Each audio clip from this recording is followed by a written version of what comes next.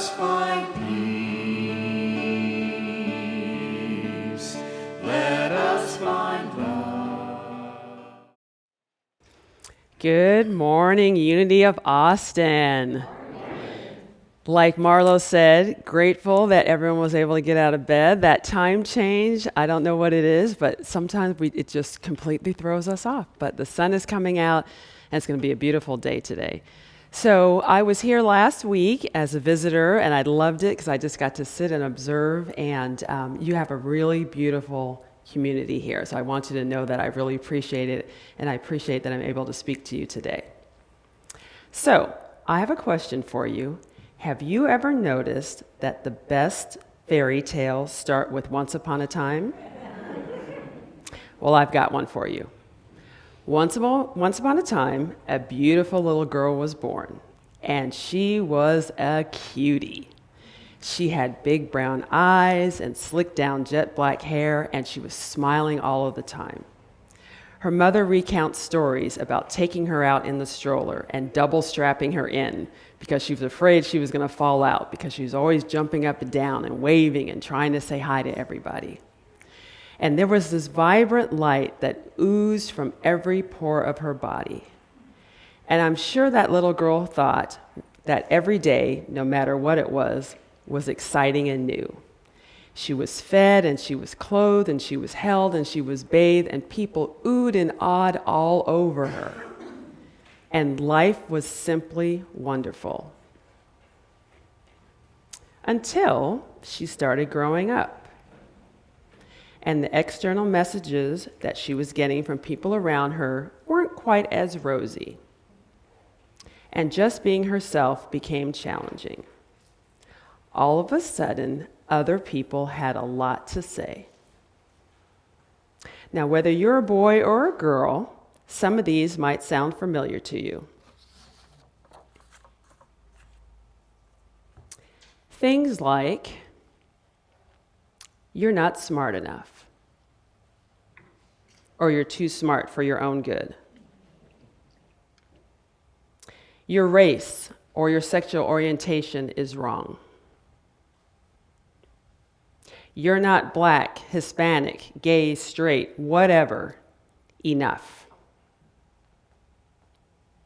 You're too tall or you're too short. You're too fat or you're too thin. You're too young or you're too old. You don't make enough money or you make too much money. Your faith or your religious beliefs are wrong. You really should drive this car. You need to wear these clothes. You don't belong in this neighborhood. Or you've forgotten where you came from if you live in a certain place or in a certain manner.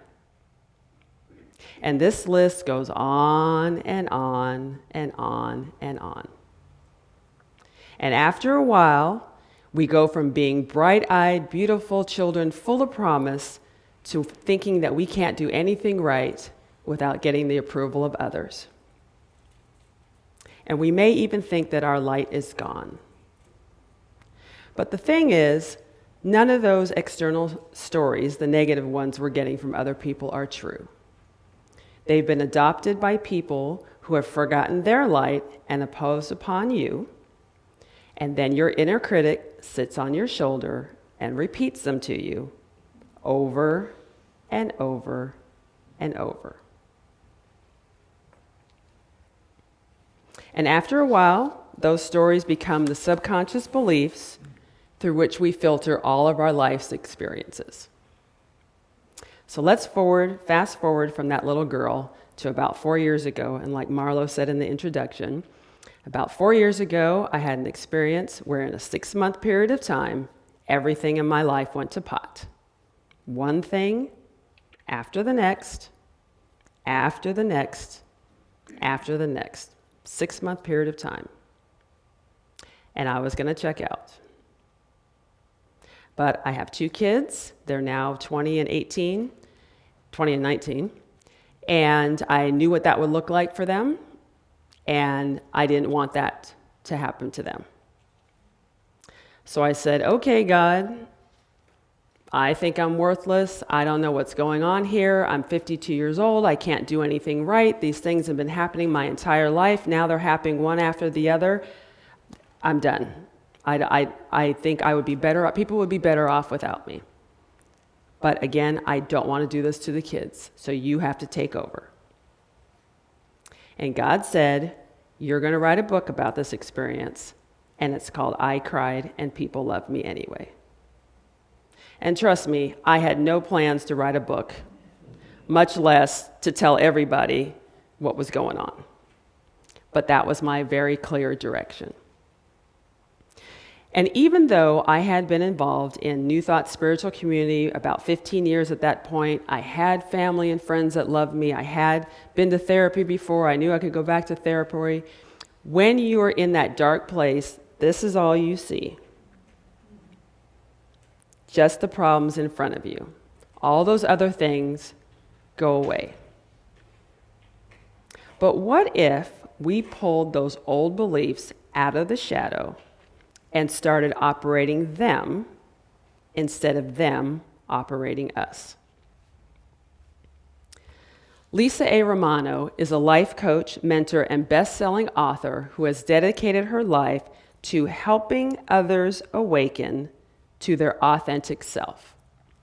Now, if any of you have ever heard of or used the Insight Timer meditation, and you can get it on an app and also online, you can find her meditations there. She has some really, really good ones.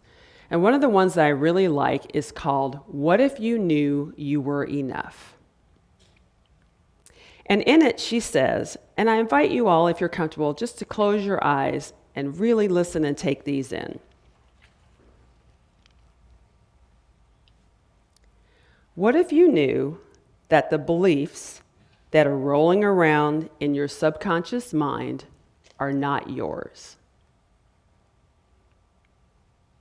What if you knew that your mind, unfortunately, had been used against you? What if I told you that it's not your fault if you have felt abandoned and unloved, unappreciated, discarded, and like you were bad?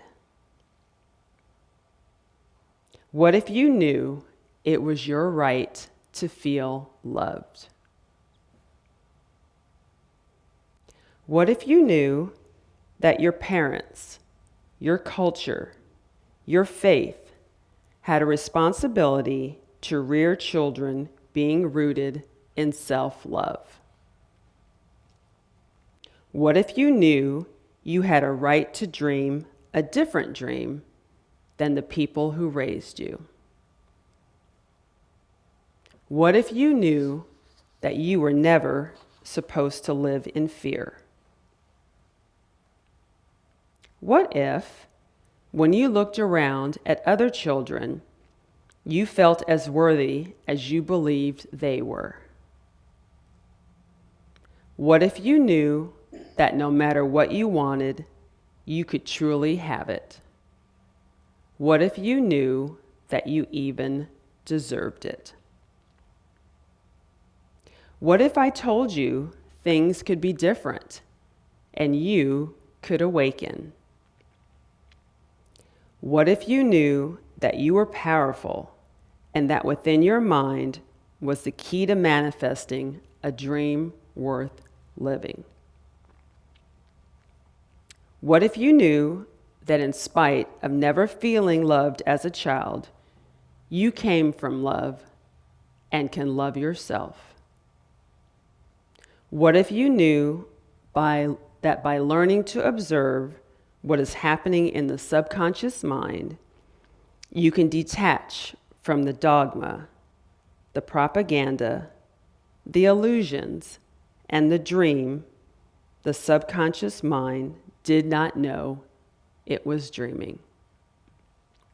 What if you knew that you could overcome your childhood programming? So let's just take a deep breath on all of that.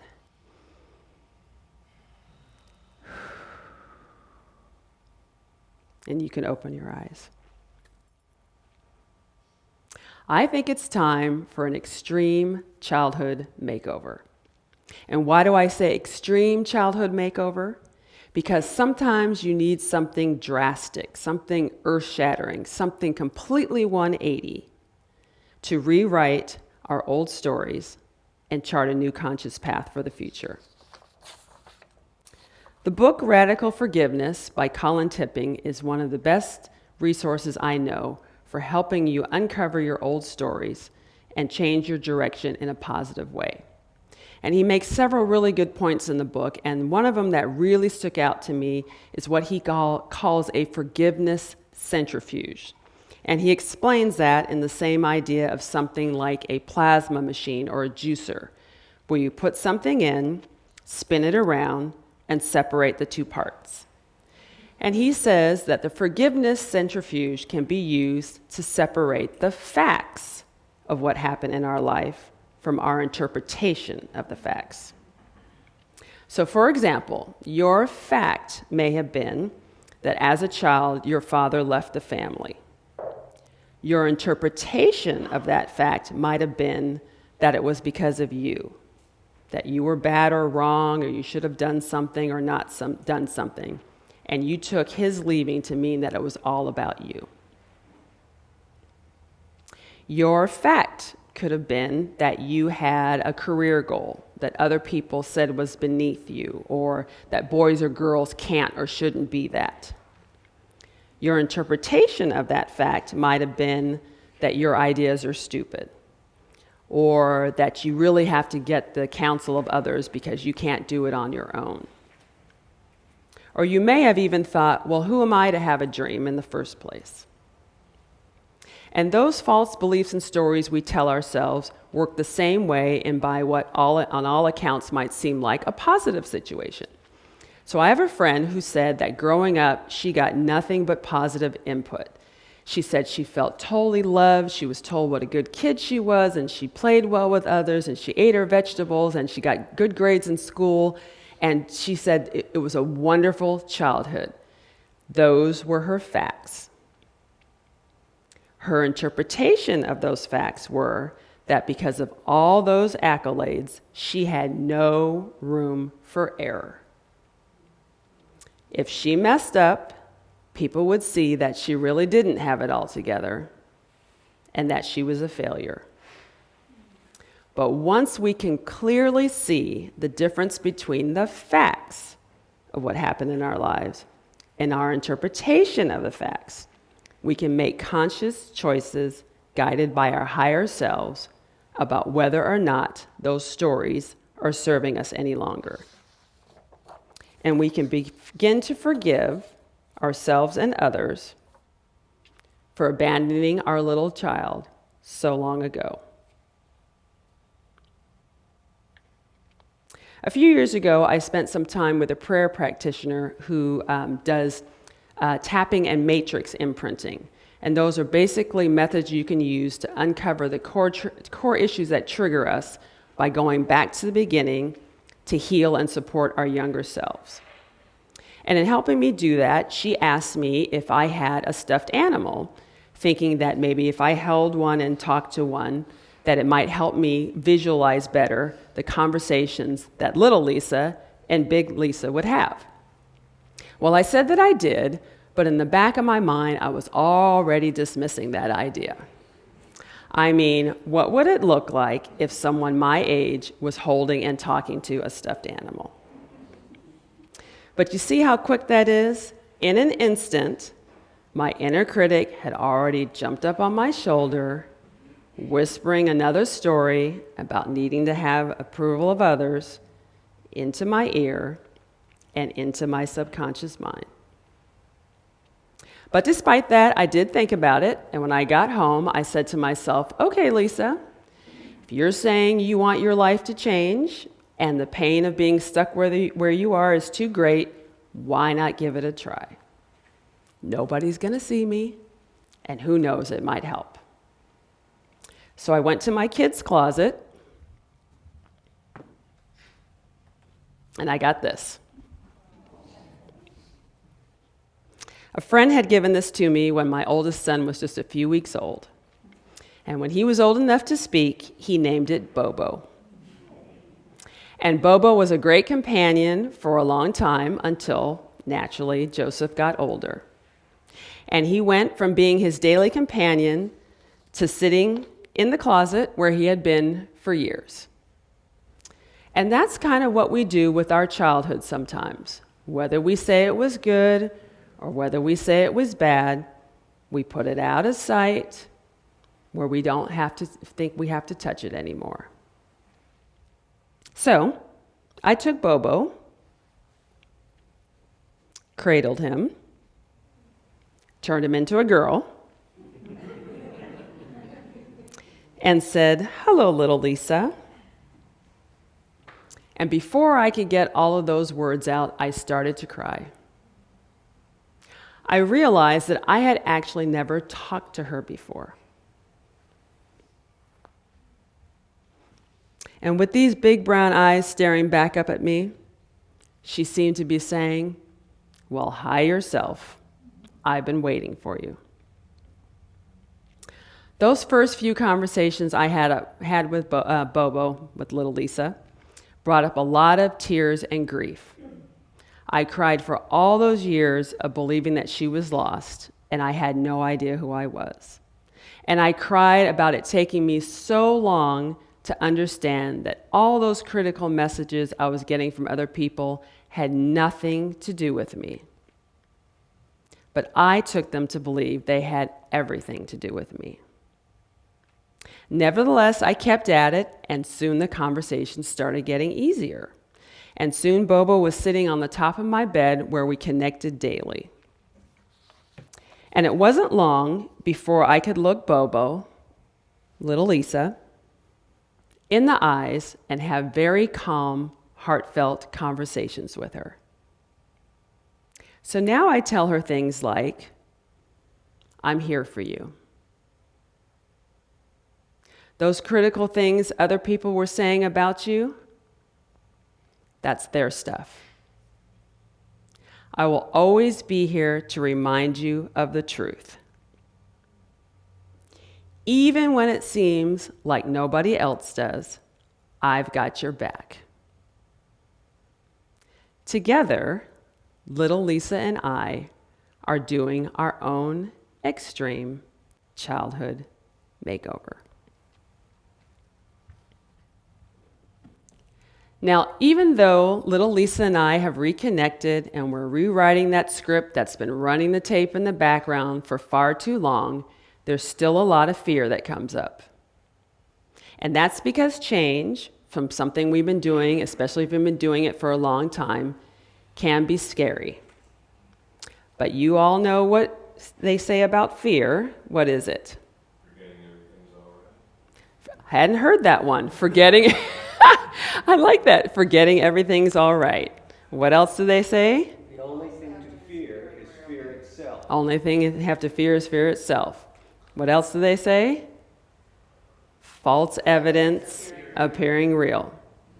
Another friend told me, future events already ruined. Future events already ruined. But here are 5 steps that you can do starting today when the fear comes up to start reframing those old stories and charting a new conscious path for the future. So here we go. Step number 1, stop and take a deep breath. Stop and take a deep breath. Let's all do that. When you do that, you sit or stand just a little bit taller, chest opens a little bit. It leaves at least a little bit of space for perhaps something else to come in. Step number 2, thank the fear for getting your attention. Thank the fear for getting your attention. Whatever it is, it's trying to tell you something. Step number 3, examine the fear. Examine the fear. Is it imminent fear? And by imminent fear, I mean like there's a fire or a flood or someone's physically trying to harm you. And if that's the case, your body has probably already reacted doing what it needs to do. You're running, you're yelling, you're calling 911, something like that, something you don't even have to think of. That's imminent fear. But if it's not imminent fear, it's a fear of the past, something you don't want to repeat, or it's a fear of the future. And if it's in the past or in the future, it is not happening in the present moment, and it's probably your inner critic sitting on your shoulder doing the talking. Step number 4, reframe the fear. Reframe the fear. You can ask yourself things like, what is the opposite of this fear story? Or what if I choose not to believe this fear story this time? And step number 5, be gentle with yourself. Be gentle with yourself. You're changing negative patterns of thought that have been deeply rooted in your subconscious mind, sometimes for years, and it takes time. Beating yourself up for having those old stories is like going to the gym one time and expecting your body to look exactly the way you want it to in an instant. But it doesn't work that way. We're just putting one story in that forgiveness centrifuge at a time, spinning it up, and separating the facts from our interpretation of the facts. If you practice these 5 steps on a regular basis, I guarantee you will experience amazing results. The funny thing is, I've discovered that after all those years of internal struggle, self-criticism, and feelings of low self-worth are actually trying to tell us that our little ones have not been extinguished, that their light has not been extinguished at all, that they're still there. If they weren't, there would be no struggle. We would just wear all those stories from other people just as easily as we put on clothes and not even think about it. The other reason why I believe this to be true is by what they teach in New Thought spiritual communities just like this one. And that is, our dreams, goals, and desires are God's dreams, goals, and desires for us. And we wouldn't have been given them without a way to fulfill them. We just need to keep connecting to that inner light, which will always show us the way. Not too long ago, a friend of mine gave me a new acronym for fear, and it is this: face everything and rise up. Face everything and rise up. So now little Lisa and I tell that inner critic, thank you for your input, but bless your little heart. We are going in a different direction this time. We forgive you for believing that you are trying to keep us safe, but we've got this. We're choosing to rewrite our old stories and use the power that we've been given to manifest the life that we want to live. We're overriding those old negative beliefs and downloading new, healthier, positive beliefs. Beliefs that are in alignment with who we came here to be.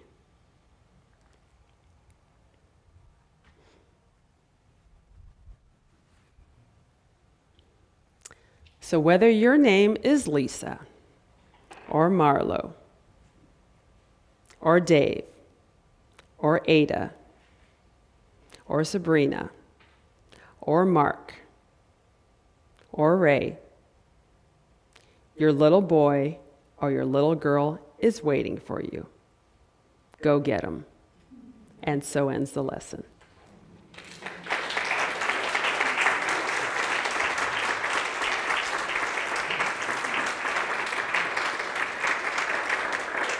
Thank you.